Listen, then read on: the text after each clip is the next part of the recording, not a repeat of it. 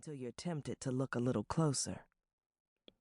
Anyway, while most of Dallas County was worried about being swept clear to Oklahoma, I was wondering if my mother was going to make it through another day without creating a catastrophe. She didn't.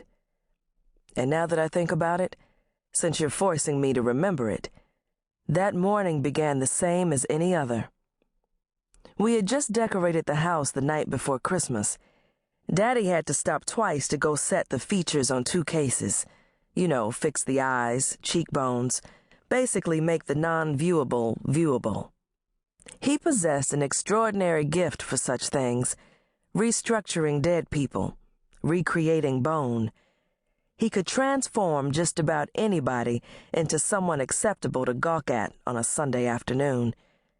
People who weren't even related to the families would come to wakes, sometimes just to marvel at the artistry of my father's work. He probably should have been a surgeon, although I don't think that would have made his life any easier. You see, the phone never stopped ringing for him as it was.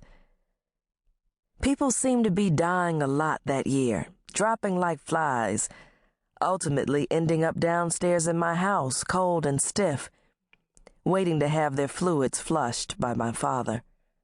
Oh, I'm sorry. You seem surprised. I can understand that. I mean, who would ever guess how bizarre my upbringing was just by looking at me?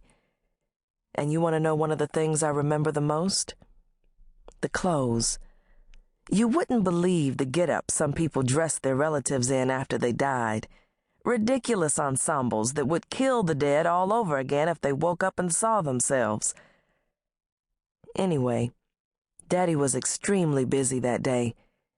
There was plenty of prep work to do because there were 5 bodies that had to be bathed, embalmed, and made up.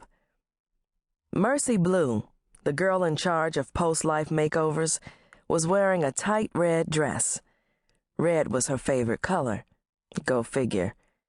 And it was a Tuesday because John Coltrane resonated from every corner of the house. Daddy always listened to Train on Tuesdays. Daddy was in a manageable mood, too, because Uncle Brother, that's what we've always called him, was back from New Orleans.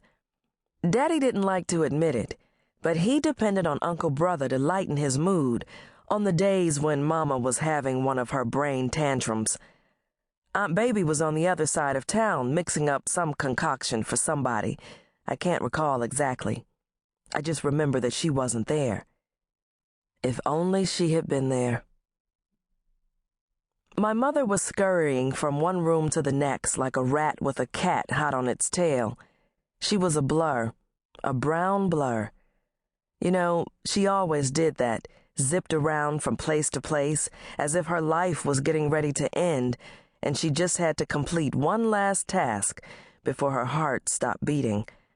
Haste was an ongoing obsession with her. Sometimes, I swear, she moved so quickly it looked like she was gliding on air. Mama swore the earth would swallow her whole if she stood still for any length of time. Really, I'm completely serious. It's confounding, I know. Okay, let me clarify this madness for you. You see, if she was sitting on a chair with her feet up, that would be acceptable, but her legs could never ever touch the ground for more than a couple of minutes.